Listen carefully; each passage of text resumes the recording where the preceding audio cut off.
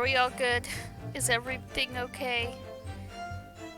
Of course, I get up just for not even 5 minutes, and my computer disconnects, and I've ruined my nail polish by pulling a bandage off.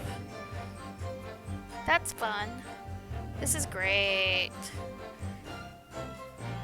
I really need to figure out why I dropped frames and all of that. I need to remove some stuff from my solid state drive. Yeah, I need to figure something out. Probably need to clean up my computer some. But it's okay. We're here. We're back. For now, at least. Yeah, it's fun. I'm gonna I probably will have to take off all the nail polish I just put on last night and let my nails rest for a few days, which is fun. Not annoying at all. Well, I had no choice but to climb on the roof deck and look longingly into the warm cabin below. Well, I can assure you I wasn't just looking down, I was glaring long and hard. That's precisely why I can tell you with absolute confidence that if there was anyone else at all in that cabin, I would have noticed. Aww, she baby. She sweet baby. Unequivocal, I would say. I'm not sure about these two witnesses. Ow. Could they really have seen everything inside the cabin through the skylight? Well, I don't think they probably could have. Wait, people! People! Look at that, look at these people! I just had to wait until the game was like, yeah, sure, you can actually look at the profiles. Ow. I have pulled a bad hangnail the other night because I'm stupid and now it hurts. Really bad.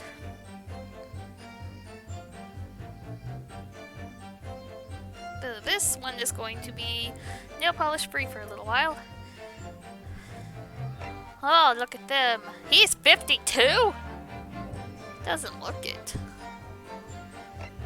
He's 48. He looks more like that. Oh, he's only 32. I'm marrying him.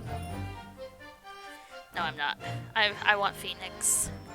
Supposedly the souls of those he prosecutes are eternally damned one way or another. You can marry Von Zeeks. I will keep my darling Phoenix. Thrice fired Mason, the victim, skilled but poor brickmaster. Beppo, Bruce Fairplay, and Lady first.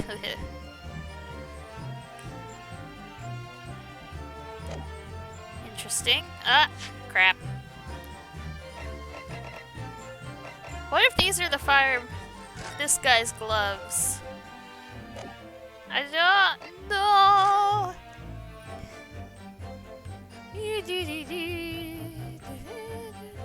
Ah, let me see the skylight. You can't see anything. See the inside of the carriage? Yes, and there's a lamp enclosed in the cabin, so I'm sure the witnesses will have been able to see quite clearly. That's not good for us. But let me inside. Yes, let's go in. I know it's horrible, Ryunosuke. I don't really think they would have been able to see.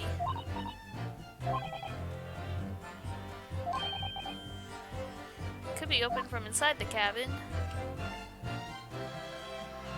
I don't... There's the lamp.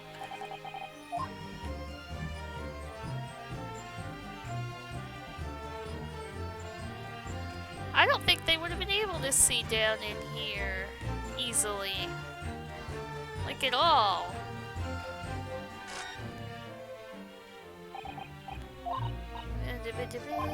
Seat would have been viewable from the deck. Steps would be view. Well, it was after dark. There's a lamp on here. Blah blah blah. I don't.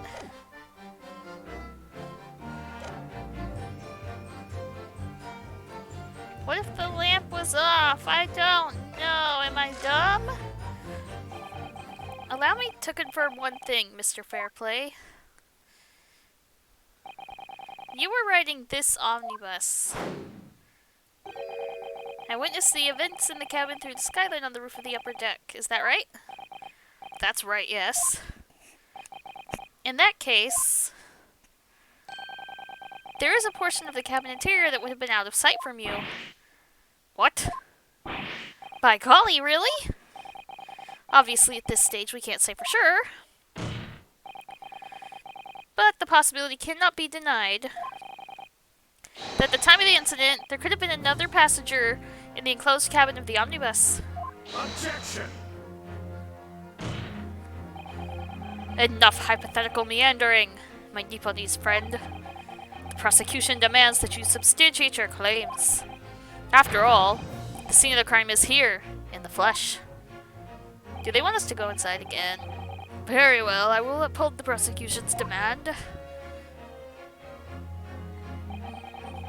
You identify the area on the cross-sectional plan of the omnibus. Where exactly in the omnibus are you suggesting the potential passenger could have been situated? Well, right over here, yeah? Take that! Both rows of seats on the roof face in the direction of travel, whereas the seats in the enclosed cabin face each other, which means the visible part of the cabin, which passengers on the roof deck could see through the skylight, is as I've drawn here. Ah! That's right, my lord. As you can see, the seat opposite the one on which the victim and his attacker were sitting is obscured from view. In other words, if someone had been sitting on that seat, it's quite possible that these witnesses would have been completely unaware of it. I was wondering about that. Objection! Here's a nice objection. It's quite possible some phantom was sitting there. You Nipponese have a forbidding habit of obscuring the truth with ambiguity. No need to bring race into this, sir. I concur with the prosecution's rejoinder. In a British court of law, evidence is paramount. I cannot entertain this conjecture, counsel. That is, unless you are able to put a name to this mysterious passenger to whom you allude. Can you, Mr. Naruhodo? Not at the moment, no. Honestly don't know. Who could it have been? Who could have been in the other seat, which was out of sight from the witnesses on the roof deck? Huh? What do you mean I have an inkling? I don't know.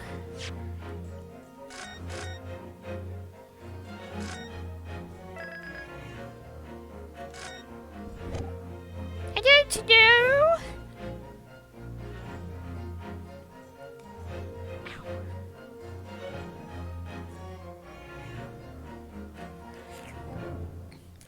I kind of halfway think it is the juror that, like, is tossing the knife around whenever they show him to us. Like, I obviously don't know, but I guess that we'll say I have an inkling. I understand, my lord. The defense would like to put forward a name. You are a fool. That response is a desperate attempt by a man who has no notion of his own limitations. A toast to hard lessons not yet learnt. Let us not delay, counsel. The defense is still to name the passenger in the other seat. This could be it. This could be the chance I've been waiting for to turn the trial in my favor. On that night, on the night of the murder, the person occupying the seat in the omnibus cabin that was obscured from view was... Aw, crap.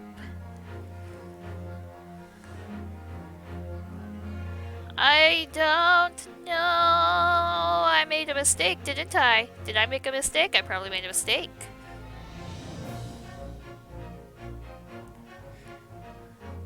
He's got too many glasses. Mistakes have been made. Most likely.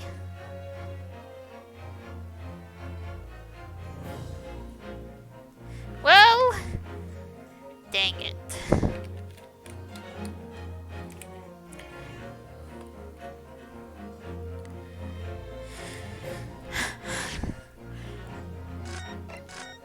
I'm loading back where I just was because I don't have anybody in there that I can put up. I'm stupid, oh my gosh. Let's just say I have no idea. Ugh, I have literally no idea. But as a proud citizen of the Japanese Empire, you will look to the sky and walk on, making sure all signs of tears are gone. Go on. This isn't just a case of going on, Miss Susato.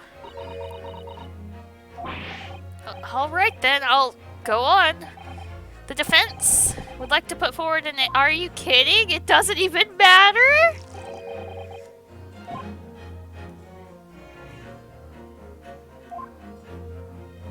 Sir, can I have some of that? I don't know what's happening.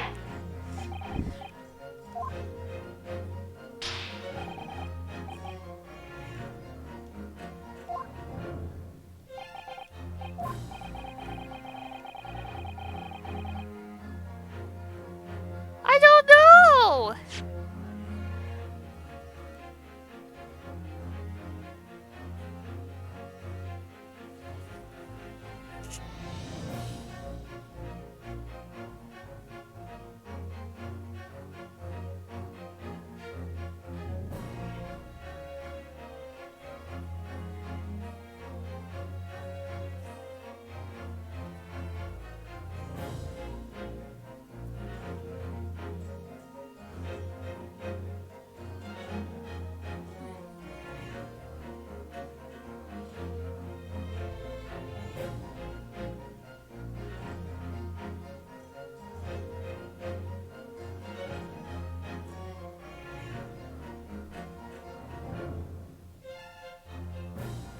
As far back as I'm allowed to go.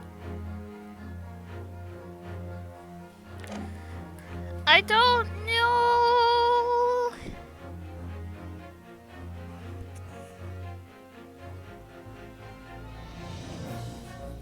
Oh, this is actually for... This actually will take my health away if I get it wrong.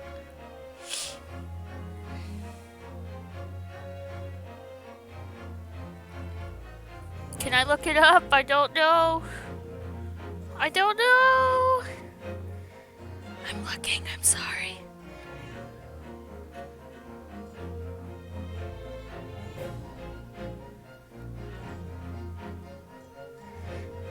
I don't know.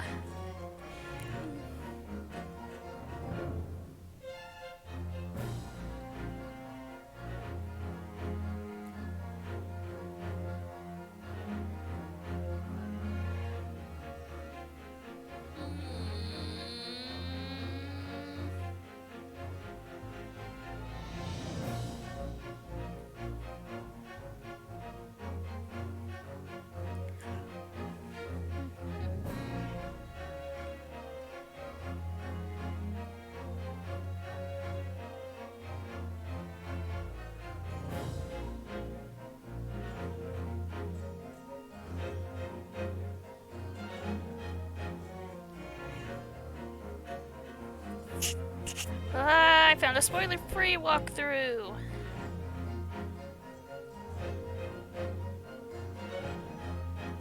Really? I was right?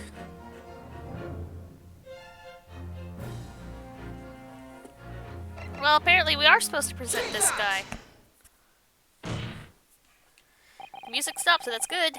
The passenger in the enclosed cabin that the witnesses on the roof deck failed to see has to have been Mr. Magnus McGilded. Mr. McGilded? What are you talking about, counsel? That's the name of the defendant. Objection! Oh, sir, be careful. If I desecrate this chamber by smashing my hallowed chalice, do forgive the discourtesy. Lord von Zeeks, People talk of those tiny island nations in the Far East as having a learning and culture of their own, but I see they use the terms ill-advisedly. What are you trying to say? Let me explain in terms that even a student of an artless backwater such as yourself might understand. When the bloody scene unfolded, the victim and his assailant were sitting side by side. Multiple witnesses have attested to the fact. It's the very premise on which this case is built. But that premise may be wrong. What? If the victim really was sitting beside Mr. McGilded,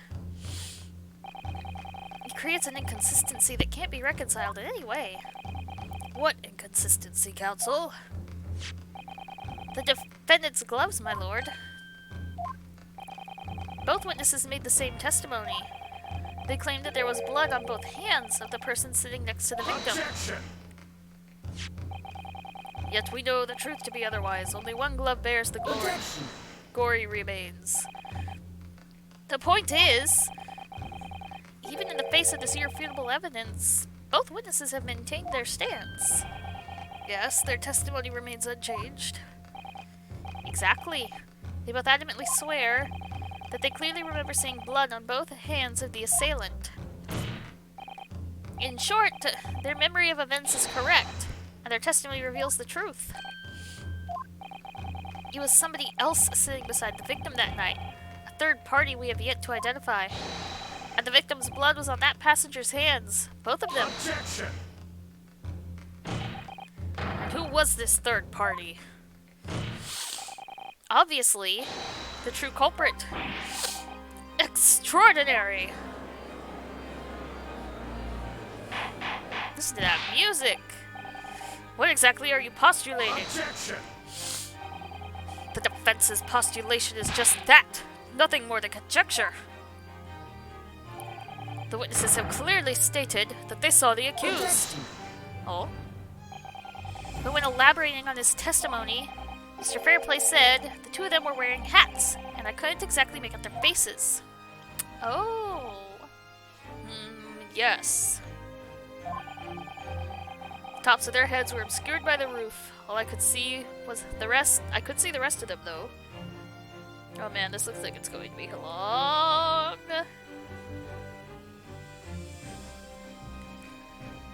But we might make it. The tops of their heads were obscured by the roof. I could see the rest of them, though. My bad, sorry. Yes, that's right. Both gents were most certainly hatted. Hatters do tend to notice such things, sir. And what particular styles of hat did the two gentlemen sport, Mr. First? I'm afraid I don't remember. Did you call yourself a hatter? But if we look at people, we can kind of see. He's wearing a top hat. I don't know what his would be.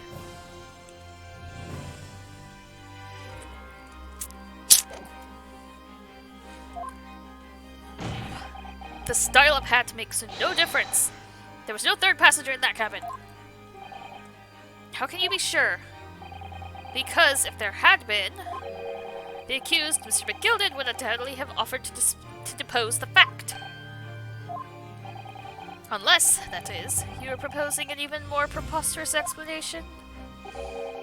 That the accused failed even to notice the presence of the true culprit in the very cabin in which he traveled.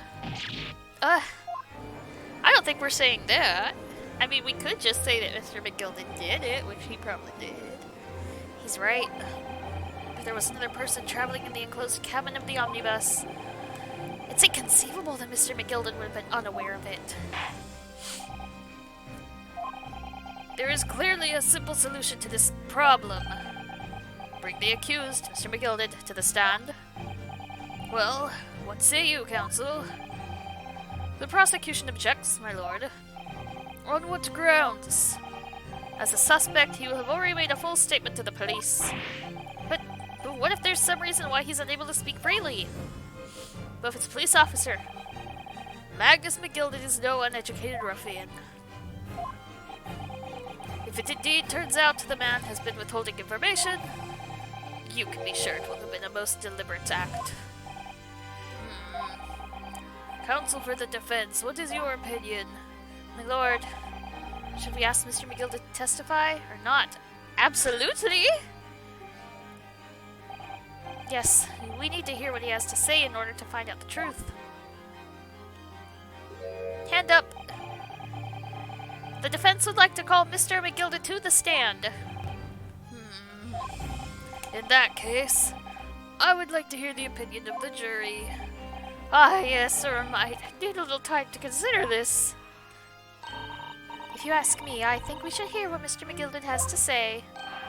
Get the man out here, I say!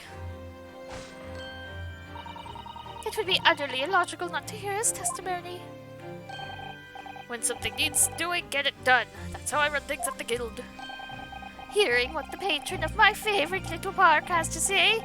Oh yes, that would be lovely. Yes, the jury says the man must be heard. Very well, the court will hear the defendant's testimony. Bailiff, show the defendant to the stand at once. No break! Ow.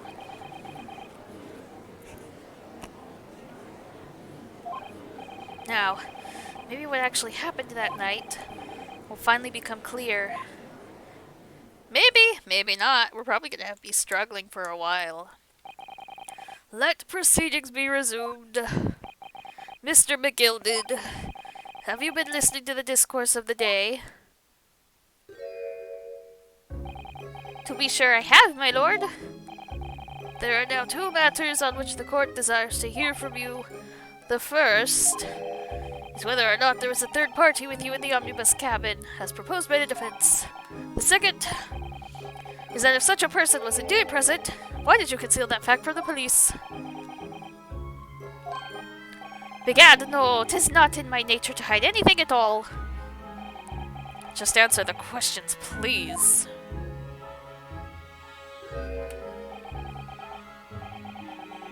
Hold on a second. The truth of the matter is, I've been desperate about this all along. Do I tells you all? Or keep me mouth shut? Oh dear me, I'm in trouble.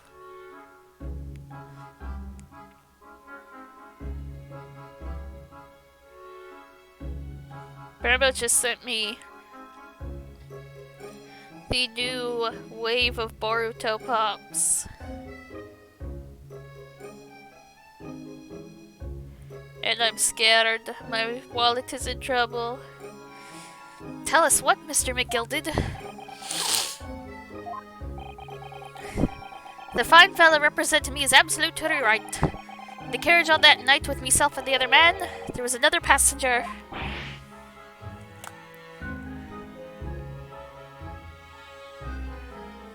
It's true? I don't know why that came out of my mouth like that. Aye, and 'twas me who helped the little urchin get away after it all happened. And I'm sorry? You... What?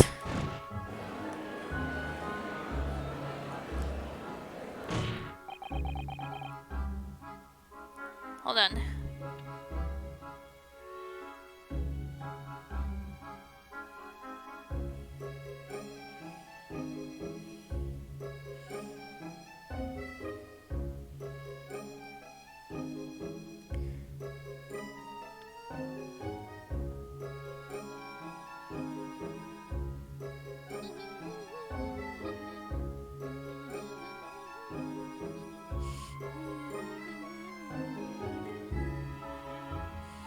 Okay.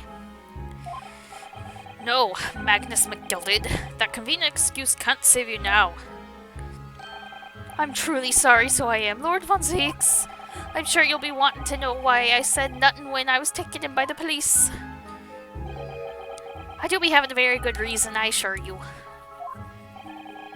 Which was...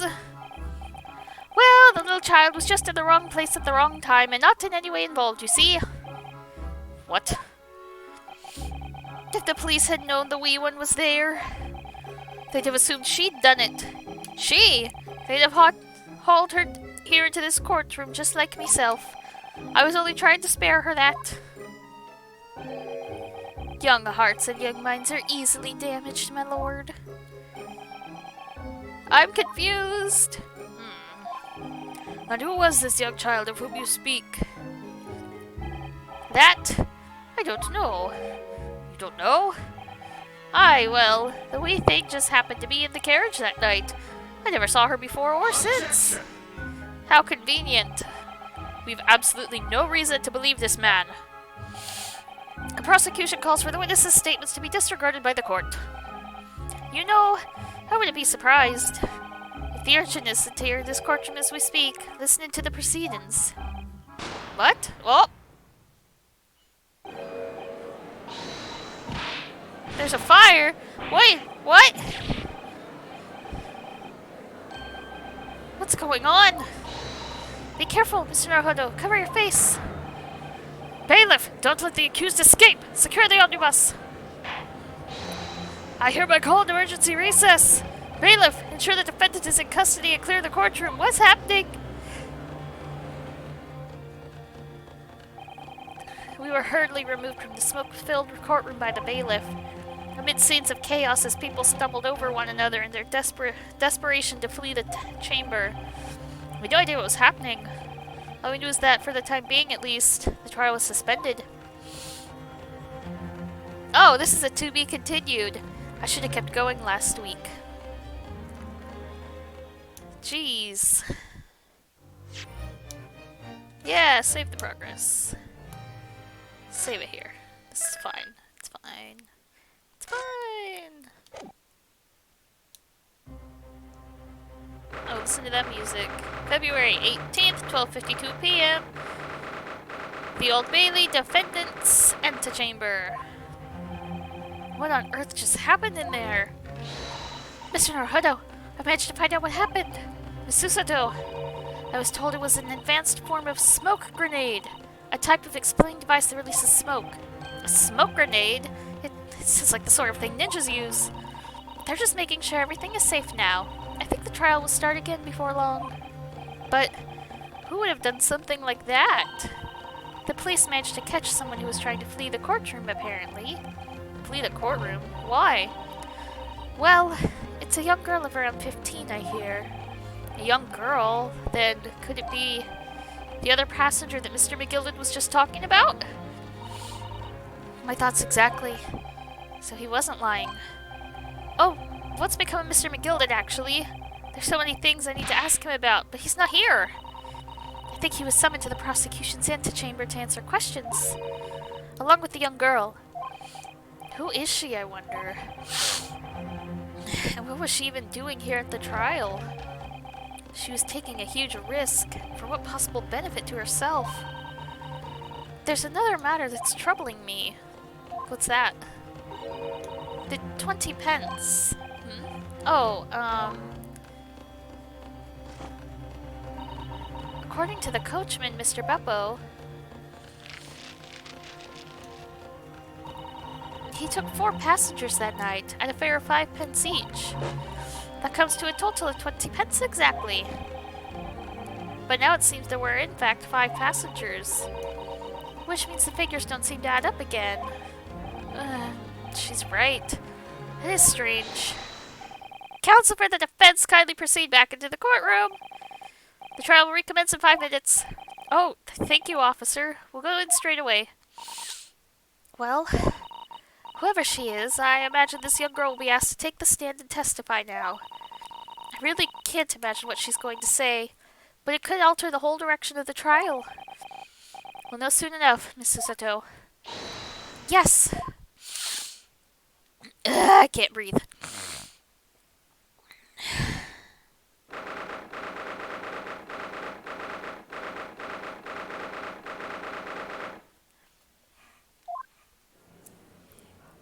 Hold on, I need to answer this message.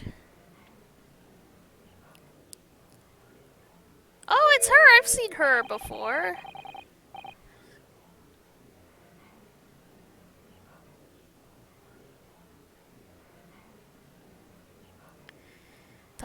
There's the young girl next to Mr. McGilded. Look. She must have been the one who caused the disturbance before.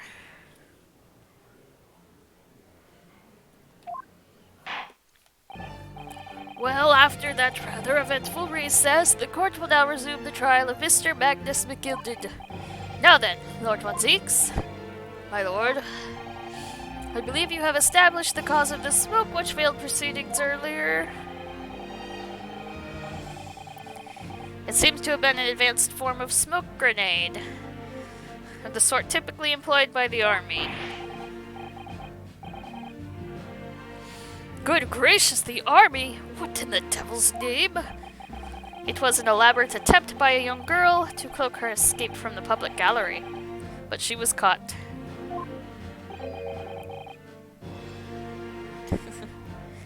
And now occupies the stand. Your name, girl? Are you responsible for the smoke grenade which induced such pandemonium here in the courtroom? She's not answering. What is the meaning of this deplorable behavior? Ahem, if I may, my lord. Yes, Mr. McGilded. I think perhaps I ought to explain here. Why is it that this wee lass was here in the first place, and why she tried to bolt like that?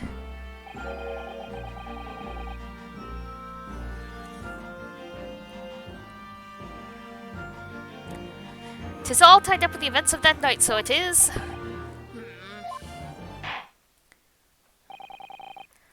Very well, Mr. McGilded. Give your testimony. You explain to the court exactly how this young woman is involved in the case. Just what did happen that night? It's not like a defense lawyer needs that information or anything.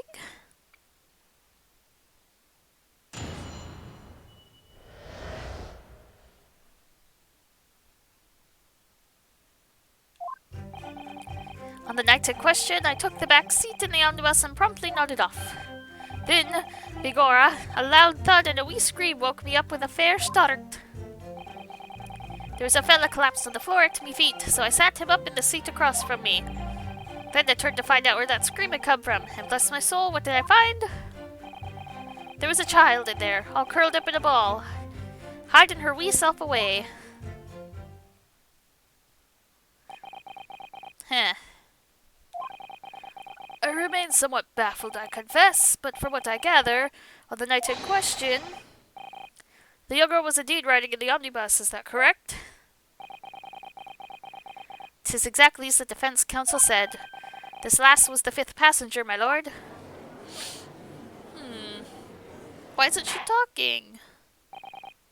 Very well. The defense may now cross-examine the witnesses. Are you ready, counsel? Yes, my lord.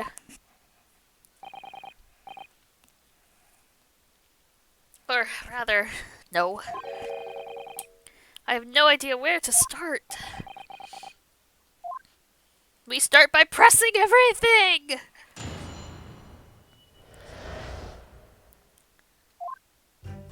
I took the back seat in the omnibus and promptly nodded off.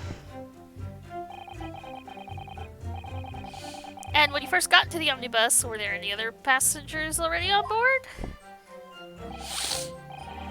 There were not. The cabin was empty, and there was no one on the roof deck either. You were the first passenger, as it were, I see. Aye, and that's why I took the back side as I did. 'Tis the most comfortable, so it is. Could you explain exactly what you mean by the back seat? By all means. 'Tis how you already described it earlier. I'm talking about the seat opposite the one in which the poor gentleman who was stabbed was sitting. Like I said, 'tis the most comfortable and where I feel the most at ease. And, of course, I enjoy gazing through the skylight from time to time as well.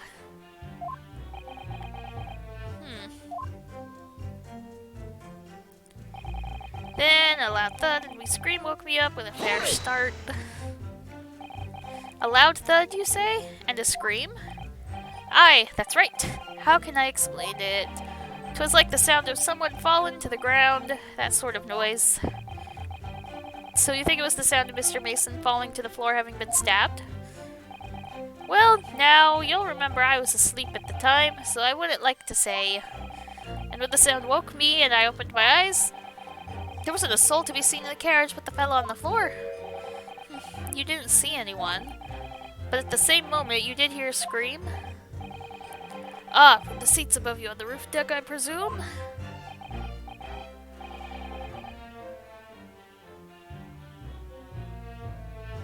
Not above me, no, my lord. 'Twas from inside the cabin. But I wasn't altogether thinking about the scream. No, I was too stunned by the desperate sight before my eyes.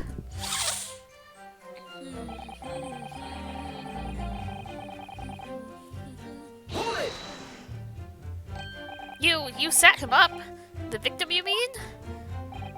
That I did, on the seat across from me, as I said. I could plainly see the poor devil was already gone. And you wouldn't leave a dead man just lying on the floor, now would you?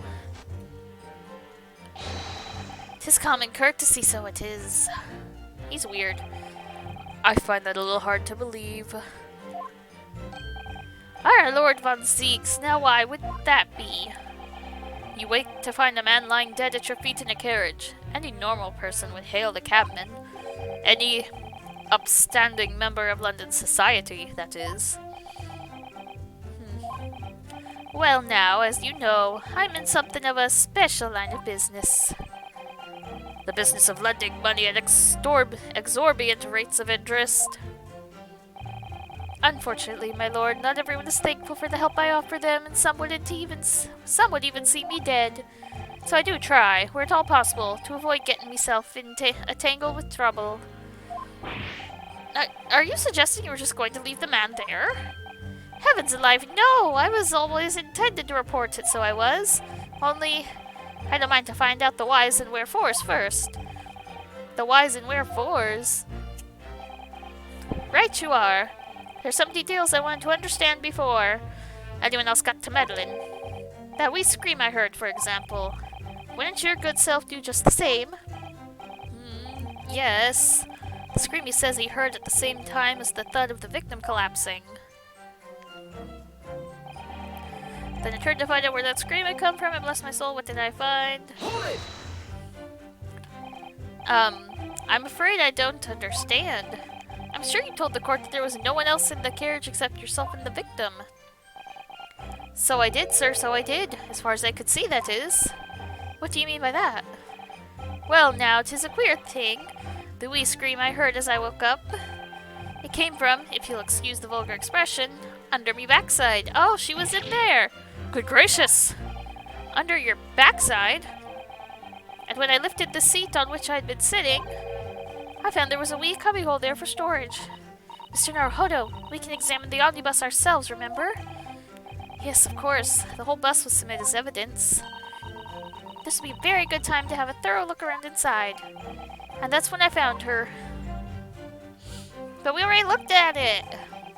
We'll have to look at it again, I guess. There's a child in there all curled up in a ball, hiding her wee self away. You say she was hiding herself? Aye, that's right. 'Twas hard to see in the dim lamplight, but she was all curled up in a wee ball. When our eyes met, well, me heart nearly stopped beating in me chest. You're really overacting this. Still and all, I pulled her out from under there and sat her on the seat opposite so I could have a wee chinwag with her. The seat opposite? That's right, just next to the dead gentleman there. You sat this young girl next to a corpse, sir? Well, as I'm sure I mentioned, a gentleman in my position can all too often find himself in mortal danger. So, I needed to find out just who this urchin was, you see. And while I was in the middle of talking with her, I heard another scream, a fella's voice this time. Presumably, that scream was Mr. First, who was sitting on the roof deck seats. Right you are again, I would say, sir. Looking down through the skylight, he must have seen this young girl and the gentleman with the knife in his belly. In other words, the previous witnesses did not, in fact, see you at all, Mr. McGilded. What they believed to be yourself and the victim was, in fact, this girl and the late Mr. Mason? Aye, my lord. I was, as I think everyone understands now, sat at the back of the carriage, out of sight. Huh. It is certainly plausible. The defendant is somewhat diminutive in stature, and readily confused perhaps with this young girl. After that, of course, with the scream from the gentleman over us, the driver realized something was wrong and pulled up the horses. Thank you. I've heard enough. The event has explained are clear in my mind. However, at least one conundrum remains. Who is the girl? Her name is Gina Lestrade, my lord. She's a chancer. Earns her crust among large crowds, relieving people of their purses. Good lord, I can't read. What's commonly called a pickpocket. What? This girl here? A petty thief? Well, interesting. Is this true, Miss Lestrade? Miss Lestrade, you will answer the question. Oh, what the? Oh. How dare you? What is the meaning of this? She's gone again. The girl! She's gone! Open your eyes. I'm over here. Good gracious, how? What was the point in that little sidestep? I know what you lot are thinking. Grown-ups are all the same. This dirty little dipper, you'll say, slipped up and got caught on the job. She got herself backed into a corner, so she knifed the gent. Go on. That's what's in your heads, isn't it? No, not at all. This is a court of law. We're here to determine the truth, not cast... She just shot Ryunosuke with the green powder. Look, knives are for cowards. Only thugs use weapons like that. All I need for what I do is these fingers. I'm a professional, alright. Maybe not in your eyes, but I got pride in what I do. Let me guess. You don't count smoke guns among weapons for thugs? Oh, this? Yeah, this was in a bag I lifted the other day, down where they kept the four-wheel drags. It's nice, isn't it? I like the pink best. Do not wave that thing in my direction again! He's got another drink! So, you admit that you were riding the omnibus on the night in question?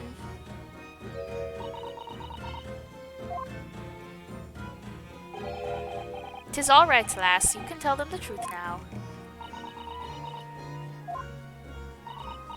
All right, yeah. It's just like the Irishman said. "The court accepts this girl, Miss Gina Lestrade, as a valid and significant witness in this case. Accordingly, young lady, we will now hear your testimony, if you please. You will tell the court exactly what happened in the omnibus on the night in question." All right, if I have to.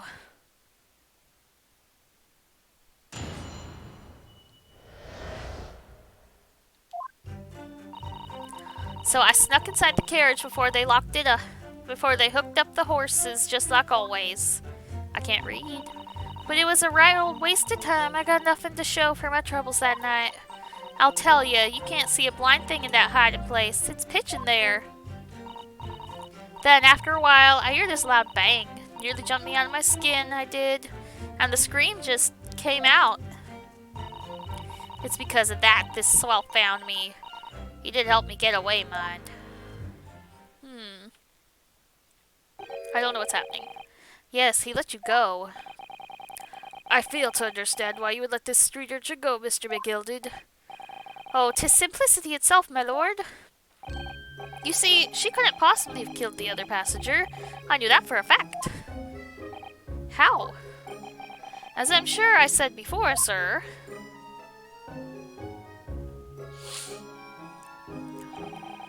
I was sitting right on top of the place where she was hiding herself. I think a demonstration is called for. Really? This is where I sat that night. And the cubbyhole of which you have spoken is underneath this seat, I presume? Yep, right there. Wait a second. Yes, it does appear just large enough to accommodate someone of the girl's stature. I thought that spot was filled with stuff. Aye, but of course, the wee lass was stuck in there, because I'd parked myself on the seat for the duration. So you see, that's why I let the lass bolt. I knew that if the police found her there, they'd automatically assume she'd done it. But I couldn't live with myself if a young girl's life was ruined. when all the time I knew she was innocent. Even though you must have realized your action would result in your own innocence being called into question? Not at all, my lord, not at all. I knew in my own heart that I was innocent. So I thought it was worth taking a punt on my own good name for the sake of this less fortunate lass. My goodness. What a perfect gentleman. My lord, this fine example of a man cannot possibly be guilty of a heinous crime like this. I'm ashamed of myself for ever doubting you, sir.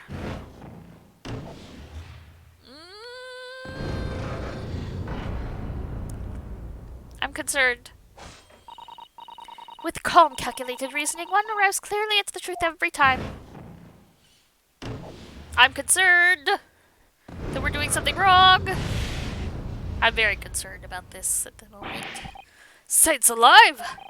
All 6 members of the jury consensual in their leaning to a verdict of not guilty. Mr. Naruhodo, well, it must mean what? That we're victorious. We've won? Are you sure? Objection! Oh, hello, sir. Oh, the leg. Oh no. Oh, sir. Why? Why throw your leg up there? If the sight of my iron-heeled Wellington offends, pray do forgive the discourtesy, sir. He's not happy, and neither am I. I don't know what's happening. This really is a consummate example of the one monumental flaw in British judicial practices. Where evidence and reasoning should be paramount, emotion rules the day. Emotion? The witness's latest statement gives us a clear insight into his true nature. What do you mean, his true nature? Do you really think Scotland Yard would have made such a glaring omission? After the incident, the omnibus was comprehensively searched by officers of the police. Obviously, the interior of this cubbyhole, as the witness put it, was included in their investigation. The compartment under the posterior seat was full of the coachman's belongings. It's noted in black and white here in the police report. Good lord! The evidence has been tampered with. In order to corroborate Mr. McGilden's story, someone has unlawfully removed everything from under the seat. What? See, I thought there was stuff in there. Maybe it wasn't? Wait, did she steal it?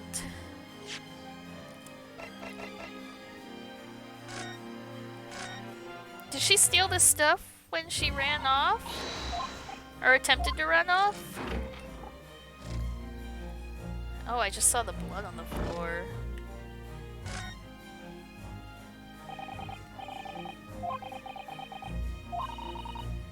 Don't pass out!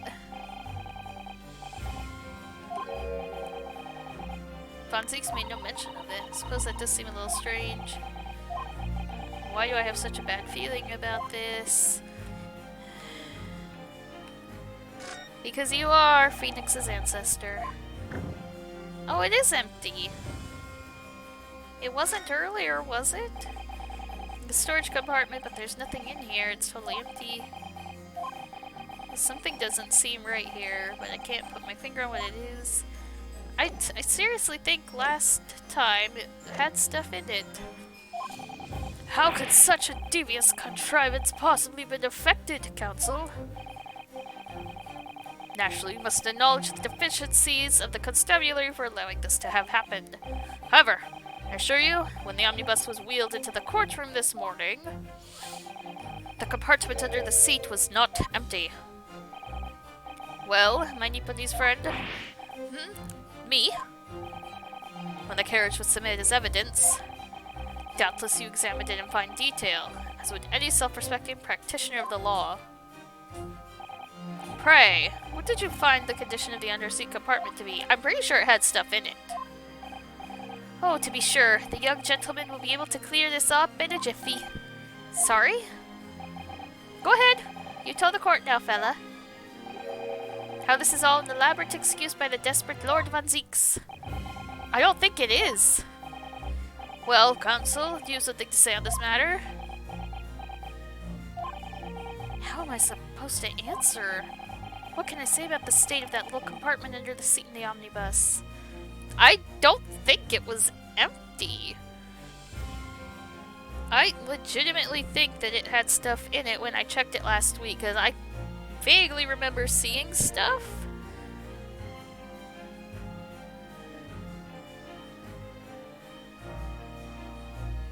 Like, I'm very sure that it wasn't empty.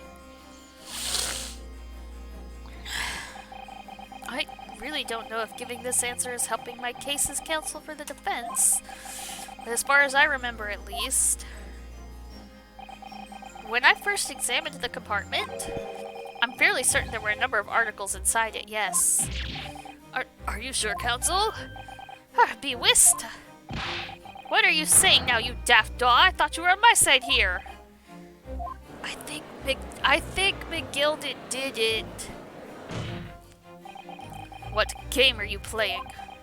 Your task is to defend the man in the stand. Why would you say something to compromise his position? Well, because he might be a murderer.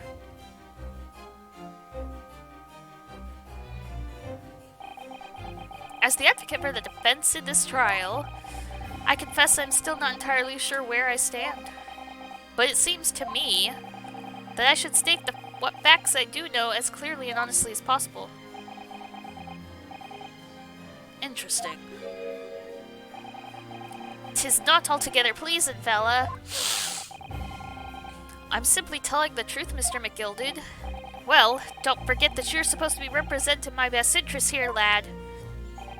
Now then. A fella's memory is a curious thing and not altogether reliable. No, the court must consider the facts. That there cubbyhole under the seat is as empty as the devil's heart, so it is. Do you think perhaps it would be in your best interest now to admit that you might have been mistaken? No. Why? Why do I feel like something's not right here? Because it's not. I should like the jury to weigh in on this matter, I think. Sir, what are you drinking? Can I have some? That compartment is designed to house equipment used to maintain the smooth running of the carriage. The guild's rules state that the omnibuses should be properly and fully equipped at all times. So it certainly wouldn't have been empty on the night in question. Beppo isn't that irresponsible. That money-lending fleecer and the pick purse are lying! Uh-oh. I do think that we're being played a fool by McGilded. I can't believe I was nearly taken in. The stinking rich are always stinkers, nothing but cowards, the lot of them. What? Oh no. It's a trick! Of course it's a trick! I'm sorry, but I actually do think we're being played a fool.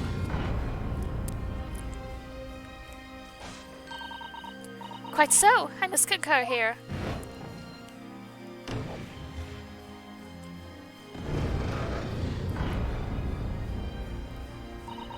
With calm, calculated reasoning, one arrives clearly at the truth every time. Yes, but every time a different truth, it seems.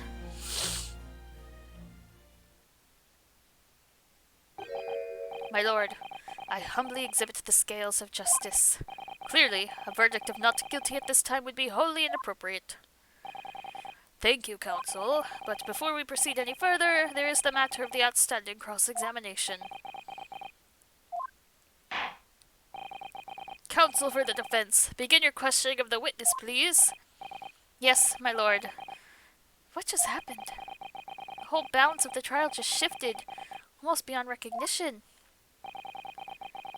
The Reaper of the Bailey is at work, it would seem. We're being tricked, aren't we?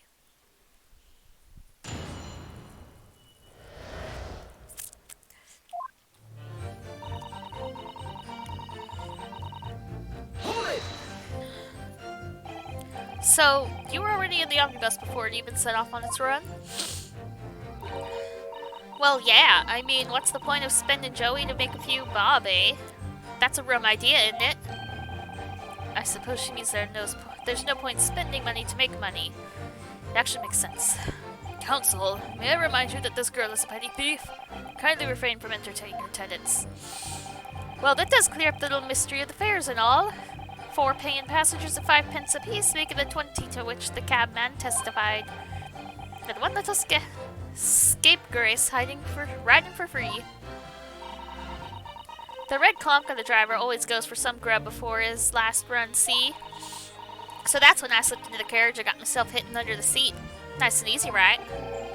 But your hiding place is a storage compartment. Ugh, full of equipment for the coach. No.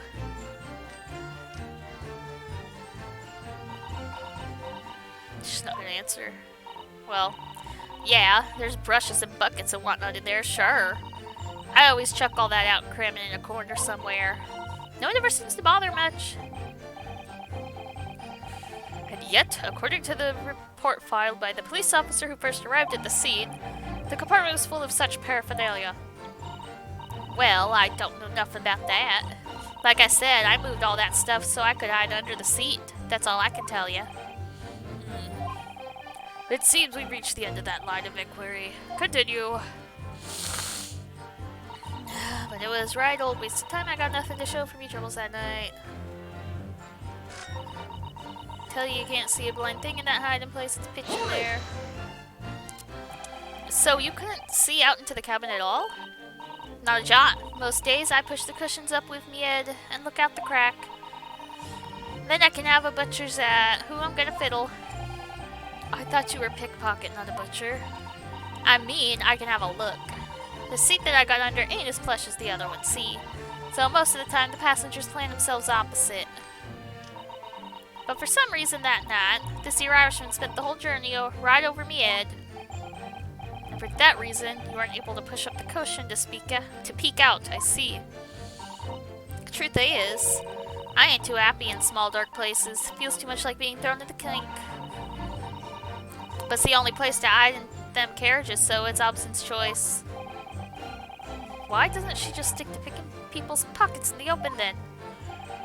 I'd say there's some reason that she's not letting on, judging from her demeanor. So anyways, I was a bit scared and I had to just stick it out under there. Nothing else for it. And after a while I hear this loud bang and it jumped out. We skinned it and then the scream just came out. When you say a loud bang, do you mean the noise of someone falling to the floor? Could have been, I suppose. I don't remember so well. Point is, it made me jump. And you let out a scream involuntarily? That's right. And then I felt the cushion over me get lighter all of a sudden. Presumably when the defendant got up in order to help the victim, yes? Or not. It could equally have been the moment the accused stood in order to stab his victim, could it not? Well, girl, did you see what happened at that crucial moment? Yeah, I saw it. I pushed up the cushion and had a quick butcher's while I had the chance, didn't I? The Irishman was sitting up the bloke who had fallen on the floor in the seat opposite. That matches Mr. McGilden's account, of course. But then, the fellow suddenly turns around and looks right at me. I sunk back down again, but it was too late by then. I should never have risked looking. Because of that, the usual helped me get away. And when Mr. McGilden discovered you, he pulled you out from your hiding place. I was scared stiff, I was. He dragged me out and sat me down on the seat and all. Next to the victim, Mr. Mason. He did it to frame her. Yeah, the bloke had a knife in his guts. He was still bleeding. And then the carriage lurched a bit, and he ended up falling onto me. Ugh, how awful. Both me hands got covered in blood. It made me feel sick as a dog. Both her hands covered in blood. That must be what the rooftop passengers saw. After that, I believe you talked with Mr. McGilden for a while. Is that correct? He asked me some stuff. Wanted to know me name and what I was up to and that. And then I heard something up from above. Someone screamed. Yes, Mr. First on the roof deck, one would presume. Well, I didn't want no one seeing me face, so I didn't look up. Then the horses were drawn up smartish, and this here Irishman says to me, get back under the seat. I'll see that you can get away later. All 6 members of the jury had decided the defendant was innocent. For one brief, shining moment, yes. It's clear that they are all still very unsure. If we could just find some conclusive piece of evidence among this new testimony, I'm sure we would clinch the verdict we want. Yes, I think you're right. I have this niggling feeling. Something's bothering me, but I just can't quite put my finger on it. Ah! I didn't respond to this one. Didn't press this one, so... A waste of time? Why is that? Well, most nights I'm on my own and the God permit at least some of the time. I beg your pardon? Did you say God permit? Oh yeah. Well, that's what my kind call it. You'd say the omnibus, I suppose. The point is, any normal run, the carriage ain't got no one in it for a while. And that's when you come out of your hiding place to get away. That's it. Only that night. This cove was sat on me seat from the start. And he didn't budge the whole way, did he? Not 1 inch. I was totally stuck. Do you mean to tell us that you were present in the carriage for the duration? You were under the seat the entire time while events unfolded in the enclosed cabin? Yeah. Right, mister? To be sure, to be sure. I was as shocked as anyone. You don't expect to lift the cushion you've been sat on and find a child now, do you? So this Miss Lestrade couldn't possibly be the culprit then. She's definitely not.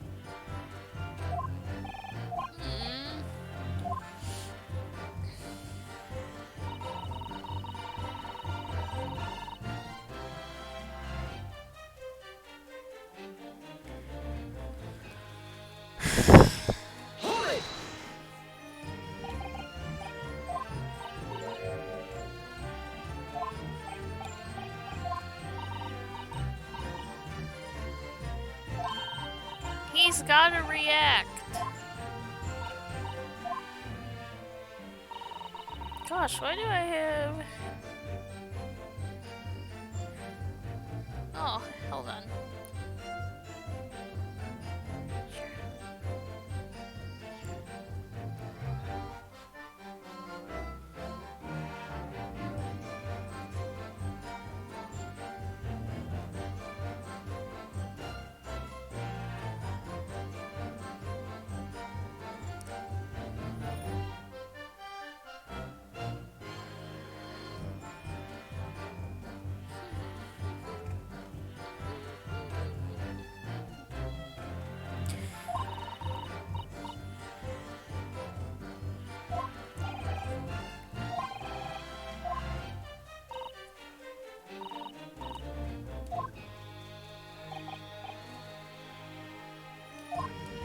I think that she's a scapegoat in several ways at the moment.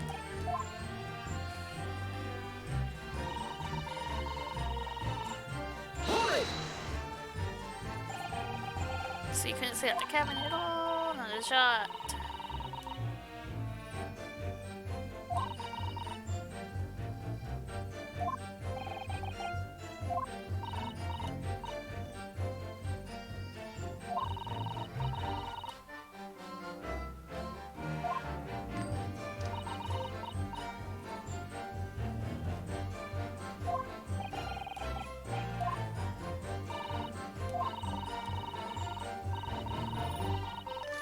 Well, no. Oh! Excuse me. Is something wrong, Mr. McGilded? Oh, I do apologize. Was there something the matter, Counsel? I'm just wondering if Miss Lestrade's last comment made something occur to you, perhaps. You seem to be thinking something to yourself. Oh, no, 'twas nothing important. I was feeling bad for the poor lass is all. I remember feeling desperate myself, as a young lad, shut up in the dark. 'Twas terrifying, so it was. I see. Yes, I'm sure we can all sympathize. I'm still scared of the dark now. Aye, and I don't know about yourself, but I find that the darkness seems to make everything you hear seem much louder as well. Yeah. I suppose it does. Maybe. Miss Lestrade, did you hear something that night? Anything? An unusual noise, perhaps?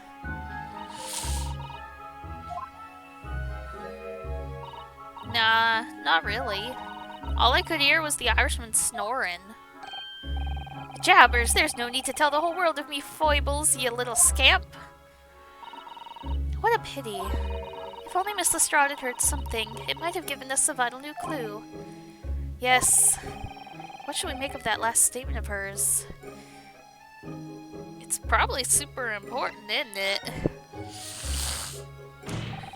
My lord, I believe the statement just made by the witness is profoundly important. Profoundly important? But all she said was that she heard nothing.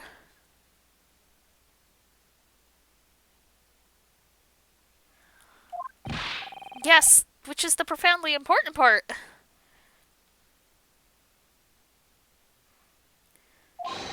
I'm almost sure of it. I'm almost sure that I don't understand the inner workings of your Eastern Mind, Council. Nevertheless, I hope I can finish this today. Miss Jada Lestrade, you will supplement your formal testimony by repeating the last statement, please.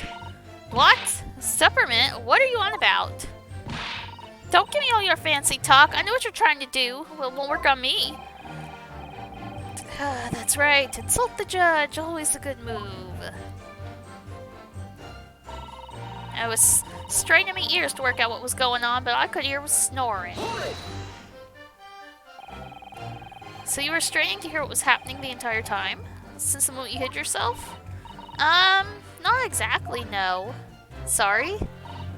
Well, there was no one in the cabin to start with. I could just push up the cushion and have a butcher's to see what was what. But then, when I saw this swell getting on, I got my head down so he didn't notice me. Mr. McGill had found the seat under which you were hiding, correct? Yeah! Would you Adam and Eve it? What a mug. So then all I could do was listen. I was waiting to jump out of there as soon as I heard him leave, see? But would he? Not likely. Even though we stopped here and there, I never heard the door open. So I just had to stay put and listen to him driving his pigs to market, snoring like an old dog he was. Are there any conclusions we could draw from that, I wonder?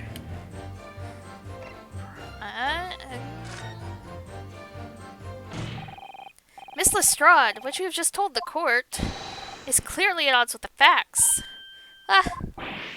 At odds? Are you sure, man? Absolutely. Really? It seems my learned Nipponese friend is not as dull-witted as I feared. Someone Zeke's realized it too. Is it the fact that they stopped? Well, they stopped. They had to have stopped to let the Mason on. Counsel, I must insist that you bolster your claim with evidence, or some complicit party's name at the very least. Yes, my lord. I expect you to demonstrate this alleged contradiction to the court. According to Miss Lestrade, whilst she was hiding in the omnibus that night, she heard nothing but the sound of Mr. McGilded snoring. But think, Ryunosuke, think! Think, Ryunosuke! There's something else she should have heard. She should have heard the Mason getting on, right? Very well, my lord. Allow me to elaborate. On a particular sound that Miss Lestrade could not have failed to hear on the night in question. The sound very clearly explained by the presence of the following... Right? Oh, the music stopped! Good! Thrice fired, Mason. Yes, my lord. The sound that Miss Lestrade cannot have failed to hear is that of the victim, Mr. Mason, boarding the omnibus. The music's so good! Explain your reasoning, counsel. Miss Lestrade, allow me to confirm something. You claimed earlier that you were the first person on board the omnibus, is that correct? Yeah, of course I was. I got on while the driver was in the pub, didn't I? And the next person to board the omnibus was Mr. McGilded? That it was. Not a soul was in the cabin when I climbed aboard. At least, not in plain sight. So you were, in all intents and purposes, alone in the enclosed cabin of the omnibus at that time? Did I not just say as much? I wasn't traveling with anyone else, if that's what you mean. Yeah, I saw him get on, remember? Through the crack under the seat cushion. He was on his own for sure. And from what we've heard, the carriage may never have stops after that on its onward journey. During which time did you not hear the door opening and closing at all? Nah, I never heard it. That's exactly what I was listening for, weren't it? Waiting for this swell to leave. In which case, when and how did the victim end up on the carriage? Ah. We know that the victim collapsed inside the enclosed cabin of the omnibus. Therefore, Miss Lestrade's statement about what she did or did not hear is at odds with the facts. Ah. Oh, okay.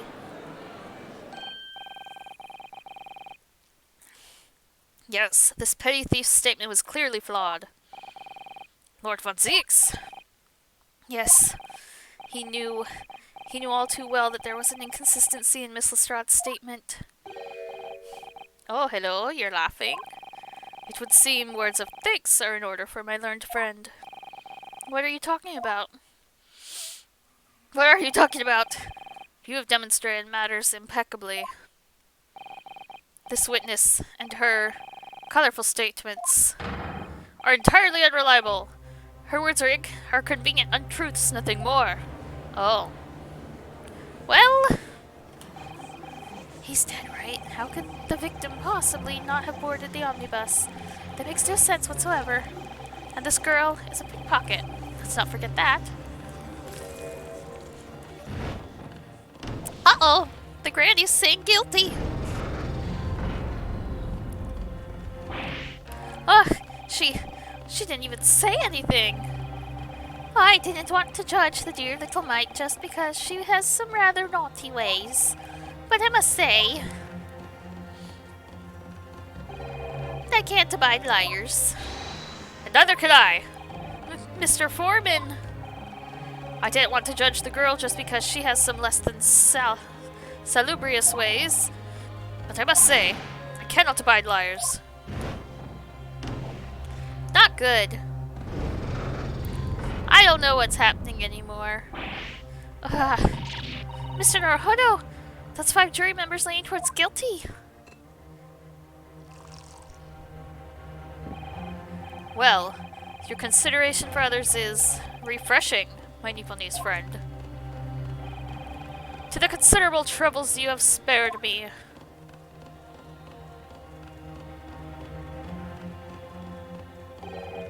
Yes, very refreshing. Oh no. What are you playing at? Have you forgotten who you're working for, you useless Eastern Amadan? Hey, Brood. This is carnage. It's perfect. Juror number 2 is the only one left. Mr. Naruhodo, the way this is going, I know, if we can't find some new way to convince everyone Mr. McGilded's innocence, the judge will rule and we'll have lost. I very much wanted to believe the words of one of London's most respected gentlemen, but those of us in service know we must accept hard truths. Oh. Yes? Yes, the witness's last statement seems to have revealed a critical inconsistency in her story. However, if we consider the possibility that her statement is in fact the truth, it may shed an entirely new light on this whole case. What are you saying? What are you saying? Counsel! I'm sorry, sir. Whatever do you mean? Counsel, I will not tolerate you attempting to prolong my adjudication. Explain yourself at once. When the accused boarded the omnibus on the night in question, the victim was nowhere to be seen. Subsequently, the carriage door was not heard opening a single time, as testified by the witness in the stand. And yet the victim's body was found inside the carriage. If this petty thief's words are to be believed, how do you explain the victim's miraculous appearance inside the cabin of the omnibus? Could you have gotten on before they took off? There's only one way to explain how the victim came to be inside the carriage.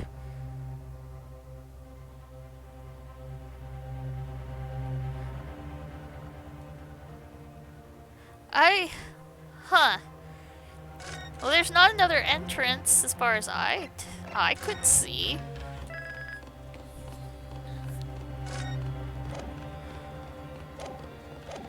Ryunosuke's eyes are darting all over the place. Entrance up there. There's another door. But she would have had to have heard the door. Actually, this side does not have a handle. I still love that this says Phoenix Ride Omnibus on the back. We can't look at the bottom. Was he put in there after he died? Obviously, the victim must have been placed in a carriage after he was killed. I don't know about that, but who's to guess? Tell me, my learned friend. What was the function of that obviously in your last statement? Yeah, I was wrong, wasn't it? Well said, Lord Von Zeeks. The obviously is troubling me also. No! That's really not the point. The point is that the victim must have been moved into the carriage afterwards. Then answer me this. How could a cadaver have been placed inside a moving carriage? Well, obviously, yeah, mistake. I'll have to penalize the defense, yeah. Fair. I must learn to ramble more relevantly. The penalty is evidently not enough, judging from those Nipponese eyes. So I ask you again. If the blah blah blah blah...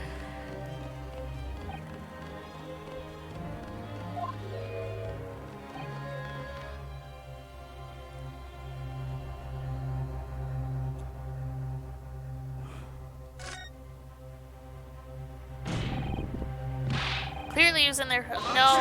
No?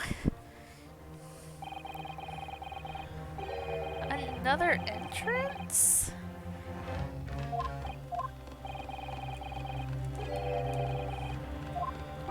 Another entrance?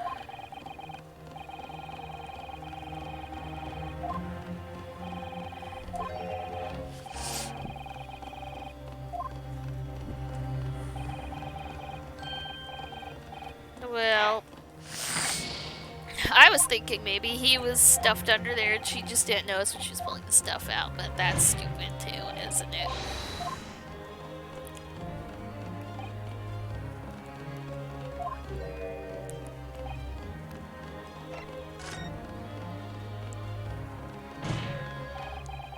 The door wasn't opened even once. The only explanation is that the victim entered the enclosed cabin some other way. Objection! Sir, stop objecting. I wondered what new fantasy you would come up with in your blind panic. But behold, the omnibus is here for all to see.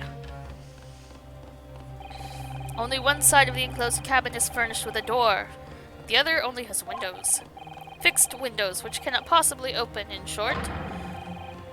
There is no entrance to the cabin other than the door. But there could be. There's one possibility you haven't considered. Oh, really? Yes, one other way inside that isn't the door. Another opening, the use of which allowed the victim to appear inside the enclosed cabin. The skylight. I forgot that I looked at that earlier and it said it could open. The defense will identify the location for the court. Here's the omnibus on which the incident occurred. Where on earth is his entrance, you propose?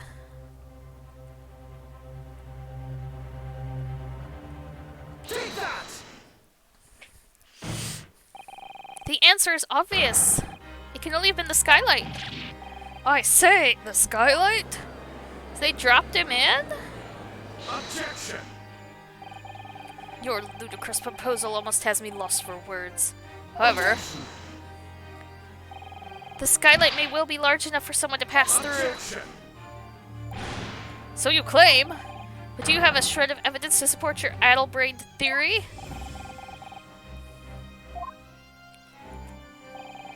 Both Mr. McGilden and Miss Lestrade said the same in their testimonies. Each claimed to have heard a loud thud, such as the noise made by someone falling to the floor.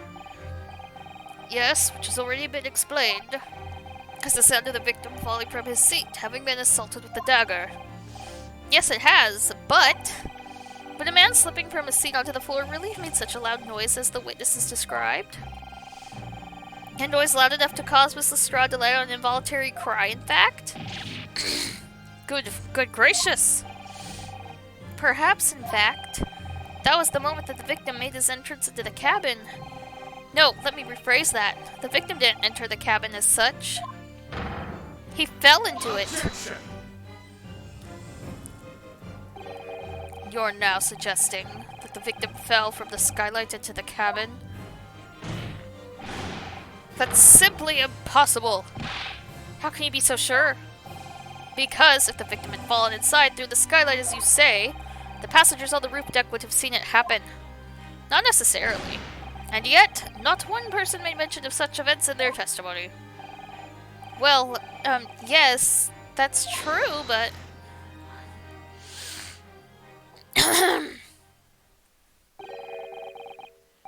Might a humble fella make a wee comment here? Mr. McGilded? To be sure now, the two fellas who were sat on the roof that testified afore said nothing of the victim falling through the skylight. But, it seems to me, my lord, that 'tis not so much a case of them not saying, but... Aye. 'Tis a case of them being unable to say. What? I think perhaps the two fellas do be having something of a compelling reason not to mention what happened. Would you not agree, fine ladies and gentlemen of the jury? Oh my goodness, surely not.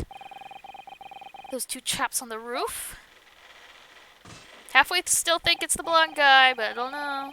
You mean the ones who stuck that knife in the man were... Oh! I don't think either of them did it. Hello! Just what exactly are you insinuating here, you blitherer? You rotter, he said. You rotter! What are you insinuating? This is a flamin' outrage. I have a good mind to give you a blinker in a minute. He'll give you a shiner in a minute, he said, and so will I. Mr. Fairplay, you're effectively accusing me, a city gentleman and well-respected baker, and me, a very angry hatter, suggesting that someone like me could have stabbed that man in the guts. It's a disgrace. It's scandalous. I protest. I protest in the strongest possible terms. That's right, I protest too. About you, you rotten scoundrel. Yeah, I know. I'm very confused. My throat's dying, but I want to see what happens. I need a drink. It's not the time, witnesses. It's definitely not.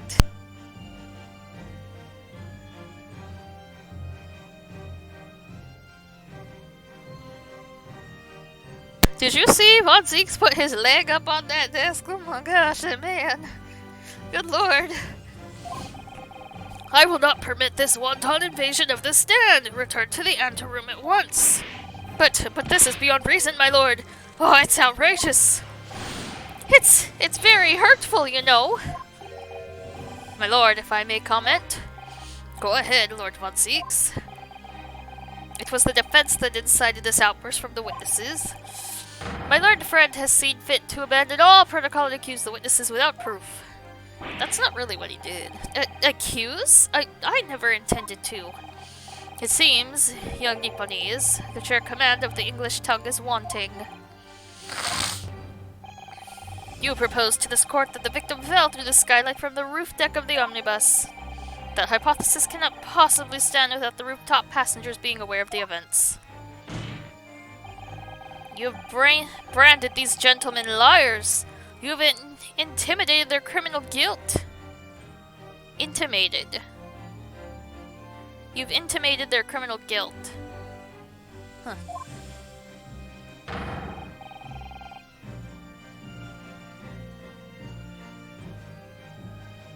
Unless I'm reading that wrong still. Am I reading that wrong still? No, intimated. Is that... I don't know. In our British courts of law, that is what is termed a baseless accusation. Oops. I know I was rash to put this idea forward without any actual evidence, but... you can't just dismiss it without a second thought. What are we wasting time for? Get them to testify! Still halfway think you're the killer. But also think we're being played a fool. I don't know. I thought there was something fishy about that hat from the moment I laid eyes on the fellow. We have to see this matter through now, one way or another. If there's filth and rubbish in our midst, we must dispose of it at once. Oh. What's happening, Mr. Naruhodo? Spectators in the public gallery they're in a complete frenzy. Mr. Fairplay and Mr. First. My lord? You take the stand again and make another formal testimony. In reference to the indictment brought by the defense. Yes, my lord. I didn't come here for this. I am so confused. There's no time to think this through. All I can do is keep pushing forward. I don't know what's happening. Refuting the accusation. We were the only two people up on that roof deck, dead or alive. I can swear to that. If anything had happened while we were sitting, don't you think one or the other of us would have noticed? In any case, neither of us know the first thing about the victim. We had no reason to kill the man. The skylight was shut the entire time, I tell you.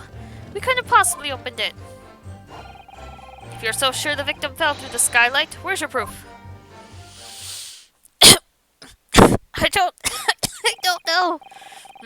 I must say that on listening to this testimony, it's somewhat hard to imagine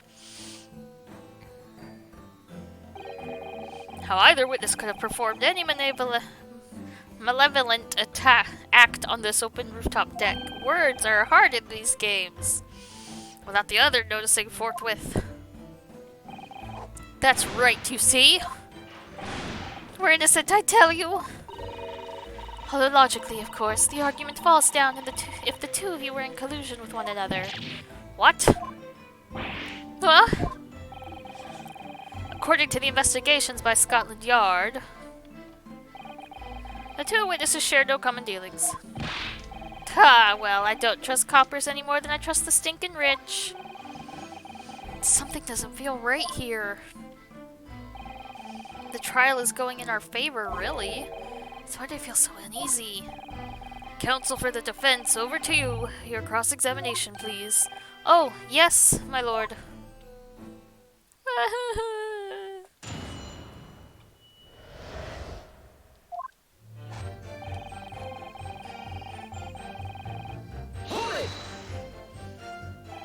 So at no time did the victim, Mr. Mason, climb up to join you on the roof deck? Absolutely not, Dickon. No question about it, he said, none at all. Oh, but yes, of course, I remember seeing them both. I saw the victim inside the enclosed cabin talking with this man here. Is this true, Mr. McGilded? Dear me, my lord, at the risk of repeating myself, I boarded the omnibus alone and nodded off inside almost immediately. That's an outright lie.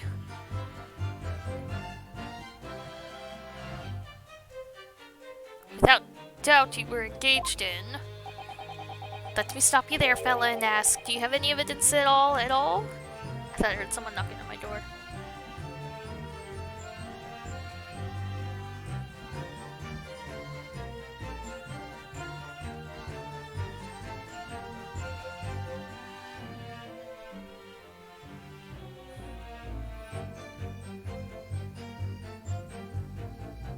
Well, if they were, they're not doing it now.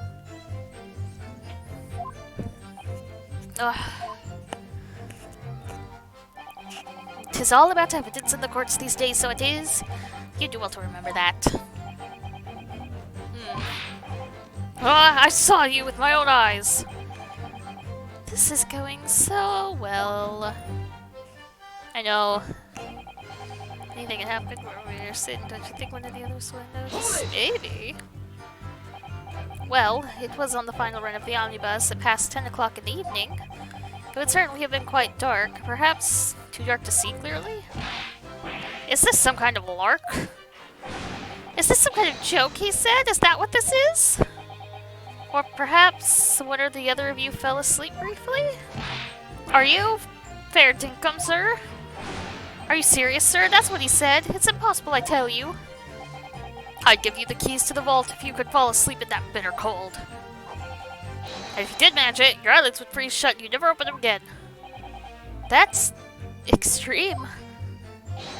It was extreme, I tell you, and we had to put up with it because this man had locked the door. A true gent would have unlocked it and let me in when I knocked. I'm dreadfully sorry about that young fella, but you see, I was away with the fairies and didn't hear ye at all. That's a lie, I saw you through the glass, you were talking to someone. Now, it was a cold night, so it was.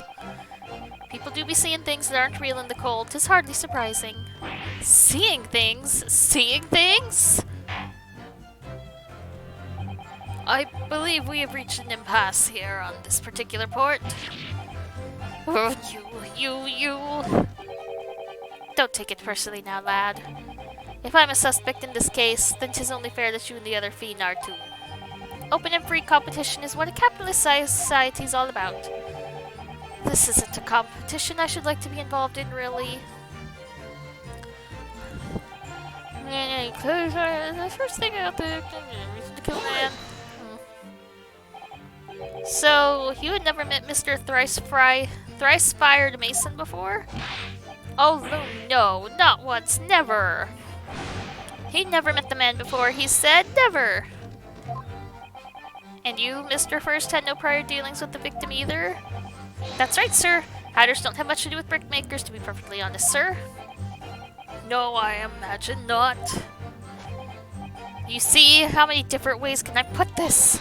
Neither of us have even the remotest connection to the gentlemen who were inside the cabin. Excuse me. Mr. McGilded? Yes, counsel, what can I be doing for you? Did the witness's last statement give you pause for thought somehow? Not the remotest connection, is that right now? I wonder... I don't think I like this guy. What are you insinuating now? Ah, Mr. Fairplay. 'Twas been too long, so it has. Huh? If I'm not very much mistaken, I believe 'tis fast approaching, is it not? Your repayment date? I beg your pardon? This is not the place for that. You borrowed 20 guineas from me, sir. At an unconscionable rate of interest, excuse me. You tricked me. It's extortion. Well, now, is that a touch of begrudgery, is it? A sort of begrudgery that might motivate a fella to pass his crimes off on another? Ah, I don't know. And young Mr. First. Me, sir? What do you want with me, sir? You do be making hats for a living, do you not? That top hat sliding about your head. Is that one of your creations, is it? Oh, well, it's still just an apprentice. I'm still just an apprentice, you understand. I'm learning to find the perfect fit for whatever fine gent walks through the door.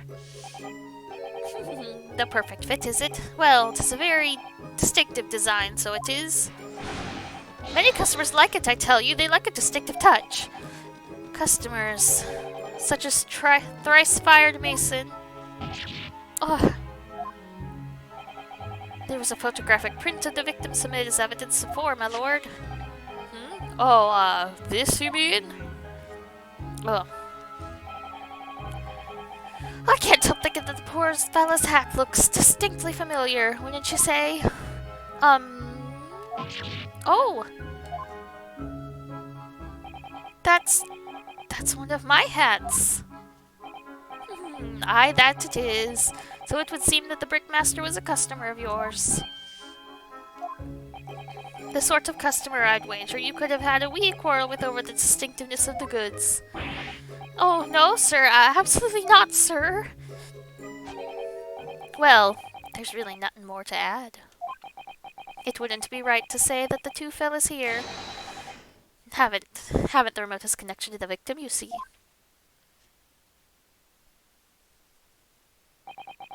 I rest my case.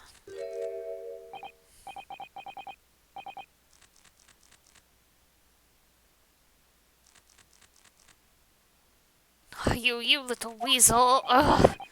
He's better at this than I am. Gosh, Mr. McGildet has certainly been thorough in his research, hasn't he? Please, don't let me little interruption hold the proceedings. Ooh, I got an achievement! Hat Hunter! Interesting.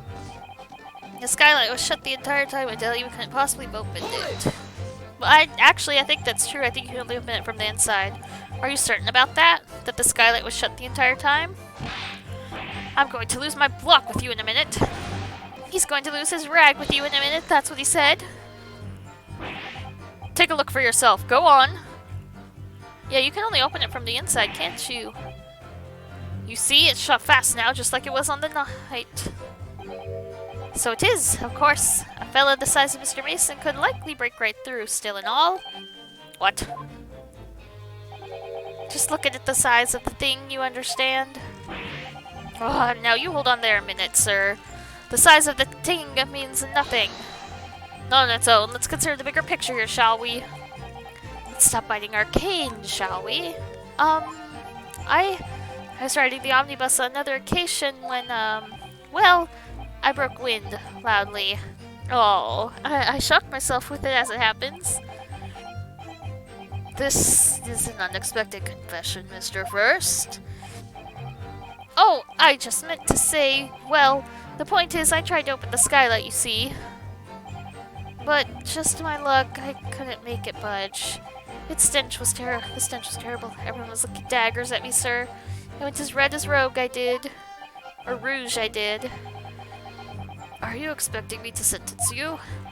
Oh, no, sir. The point is, the skylight can't be opened. I tried and tried when I was inside that cabin of shame. Excuse me. Do you have something to say about that, Miss Lestrade?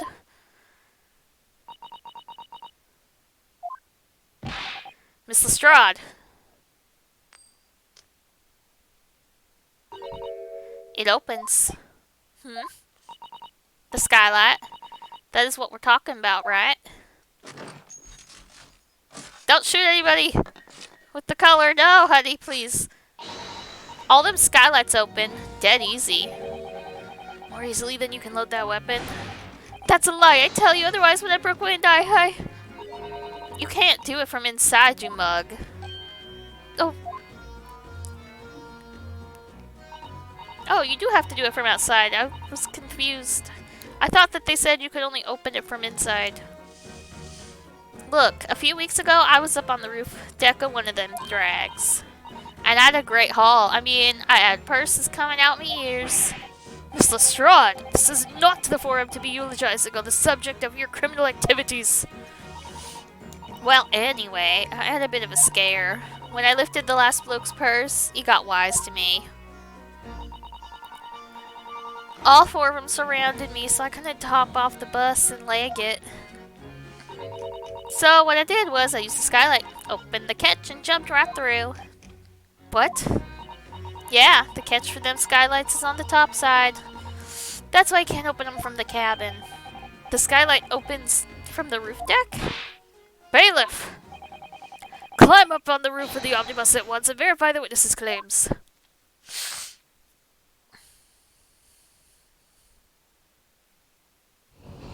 Oh, okay. Ah! Oh, my hat! See. Well, okay. So, it appears that this street girl's statement is quite true. I don't believe it. The skylight opens. And from the roof deck. Mr. Naruhodo, this could be the clue we've been looking for. Well, counsel for the defense, please continue with your cross-examination. Yes, my lord. So, the skylight opens. Perhaps I should investigate for myself. But investigate what?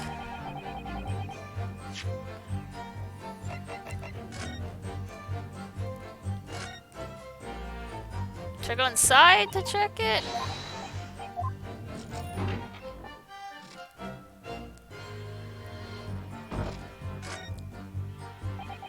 So the catch for the skylight is on the top side.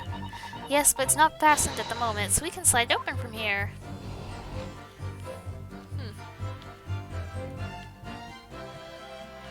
There's blood on it! Yes, it does open very wide, doesn't it? Why'd have to kick someone like you through, certainly, Mr. Naruhodo. Why someone like me? Ah! What is it? Look, just here, look at this! That's, without question, it's blood! Why would there be a blood stain here? Surely, it can't be unrelated to the case, can it?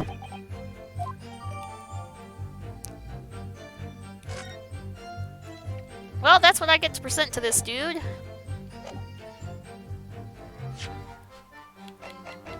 Objection! On the night in question, the victim was fatally stabbed in the stomach, and immediately afterwards, the victim's body was pushed through the skylight into the cabin below. Those are the facts, and the irrefutable proof remains clearly visible on in the omnibus that stands before us today in this courtroom.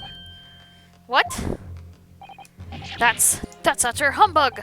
Ugh, you can't possibly have any evidence. No, you can't! I mean, we didn't do it, I tell you, it's impossible. Irrefutable proof? Here in this courtroom? Counsel? My lord, I believe everyone would appreciate a little clarification here, Where exactly within the omnibus is this evidence to which you allude? You will point out what it is that proves the victim fell through the roof deck, from the roof deck through the skylight. I didn't want to read it. Phooey.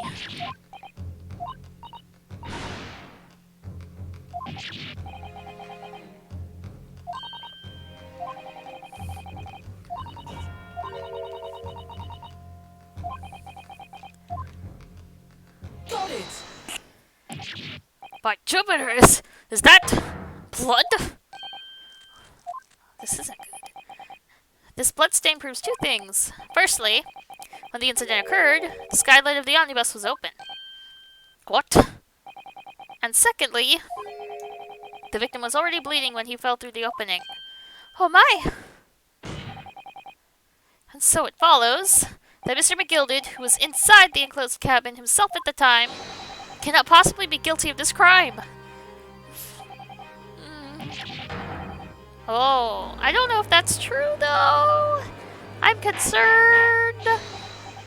Hold it! But the blood could have sprayed up there when the fellow was stabbed inside the cabin. And only found its way to that one particular spot on the skylight? Sure. And that would be very convenient. Ugh. And let's keep in mind that the skylight catch can only be unfastened from the roof deck. I myself wouldn't have been able to open it now, would I? But, there's no way to know for certain, is there? If the gent really fell through the skylight, I mean. Why don't you have a good look at the floor of the cabin between the two seats, Mr. First? 'Tis all too plain, if you see. That's the aftermath that shows the proof that shows the poor fella dropped from the fair height right to there. So it is. What? No! But it can't be. It's all lies. Hold it! Oh? My fellow jury members! I think we can all agree that this is clear proof of the defendant's innocence, can't we? I believe we can, yes, sir. It's clear to me now where the filthy rubbish can be found in this courtroom. So, they thought they could pull the wool over my eyes, did they?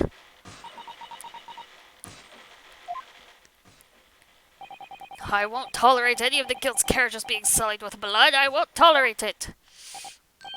Oh, I always knew that nice gentleman who gave us that delightful park couldn't have done such a thing. On three, then, everyone. 1, 2, 3. Objection! And, yep, there it is.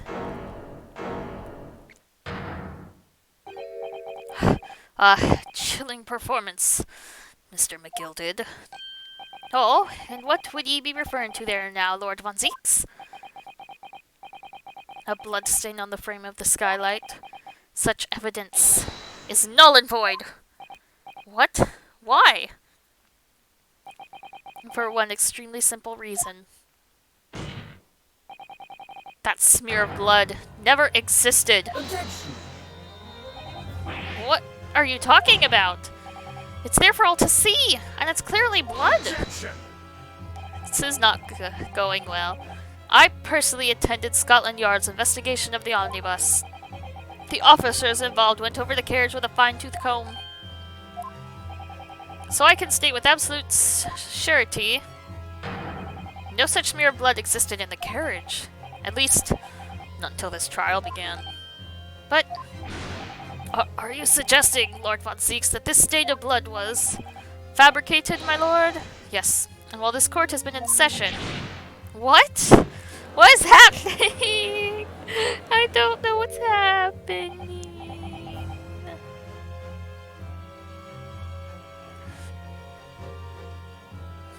What a palaver.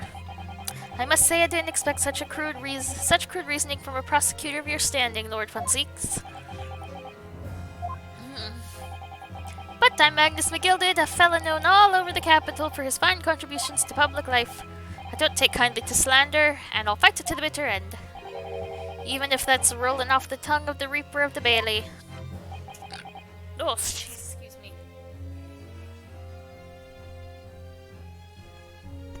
Mr. McGilded, I realize that this is your first appearance in court as the accused.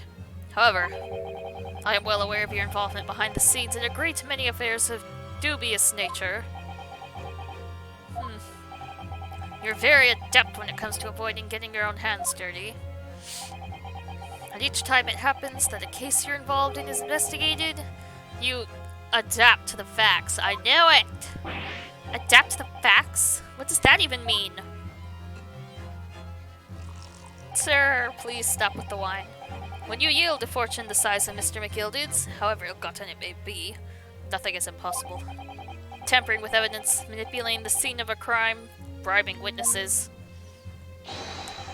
I toast your ability to concoct the most convenient of stories, sir. To Lord Von Zeeks, this will not do, to be sure. He has to be. Has to be. Well, he did throw one of them away. So I don't know. Will it now, counsel? Oh, no. I'm fairly certain we've been played a fool. I think it's fair to say this does all sound like a rather far-fetched excuse by a desperate man. The blood on the skylight didn't exist, you say? But, if you will all cast your minds back, is it not true that the omnibus there has been in the courtroom the entire time? How can anyone possibly put a smear of blood in it without the world and his wife seeing? Well, we did have the little smoke bomb issue? Isn't that right now, Counsel? It's true. The omnibus has been in full view the entire time the court has been in session. My learned friend. Here's to hearing your opinion on this matter, in your own words.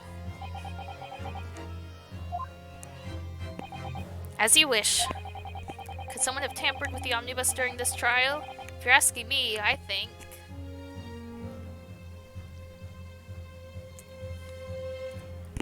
Yes. A smoke bomb.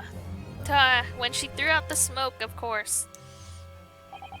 As a defense lawyer, it's my job to advocate for the defendant as best I can. But still, I feel as though there's something even more important at stake here. There's no evidence to suggest that the defendant did as my learned friend suggests. However, in terms of having the opportunity to carry out the alleged tampering, there is one possibility. Oh, good gracious! Explain yourself, Counsel!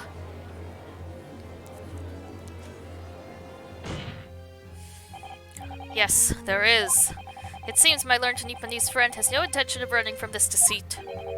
Deceit? I'm sure everyone still remembers clearly. The recess that we were forced to take? As a result of the smoke grenade fired by the witness currently in the stand, Miss Gina Lestrade. Yeah. Oh, it's smoke! What's going on? Be careful, Mr. Nero, over your face. Bailiff, don't let the accused escape. Secure the omnibus. Here we call an emergency recess. Bailiff, ensure the defendant is in custody. Clear the courtroom. The courtroom was filled with smoke, and everyone was thrown into confusion. All of us were made to leave this chamber. Oops. In that brief interval, under the veil of smoke and in all the chaos, it could have been possible to steal inside the omnibus. I don't think they ever said where Gina was found. Unless Mr. McGilded is the one that went and did it. Are you wise?